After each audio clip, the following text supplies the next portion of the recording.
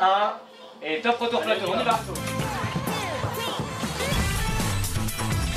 Bonjour à toutes et tous, très heureux de vous retrouver, c'est reparti pour une grande et belle semaine, j'en suis sûr, de GG, de Grande Gueule en direct sur RMC. Il y a quelques semaines, la rédaction de Télé Loisirs s'est glissée dans les coulisses des Grandes Gueules de RMC et numéro 23.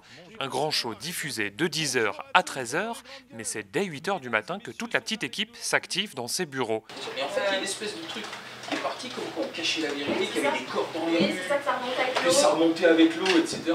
On regarde l'actualité, on réactualise le menu qu'on a envoyé aux Grandes Gueules la veille au soir. Il peut nous arriver de tout changer en fonction de l'actualité parce qu'on essaye d'être très réactif par rapport à cette actualité. C'est vraiment, on prend les sujets qui font la conversation des Français le matin devant la machine à café. 15 minutes avant la prise d'antenne, direction le maquillage.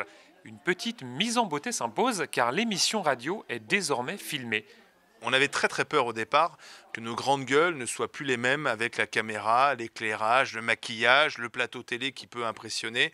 Sincèrement, il n'y a pas de différence entre nos GG dans un studio radio et nos GG dans un studio télé. Si franchement Saint-Martin était totalement indépendant et aussi si ça arrivait en Guadeloupe ou en Martinique s'ils étaient indépendants, ça serait intéressant de voir comment ça se passerait. Regardez Anguilla en face. Exactement. On tient vraiment à garder l'ADN de l'émission qui est cette espèce de repas de famille où on échange, où on s'enguirlande, mais où derrière on se quitte en n'étant pas fâché. Et si jamais on a un tant soit peu fâché, de toutes les manières, on sait qu'on se retrouvera le lendemain avec plaisir. Vous l'aurez compris, l'ambiance est toujours au rendez-vous sur le plateau des Grandes Gueules. Et ce n'est pas l'invité du jour, Olivier Besancenot, qui s'en plaindra.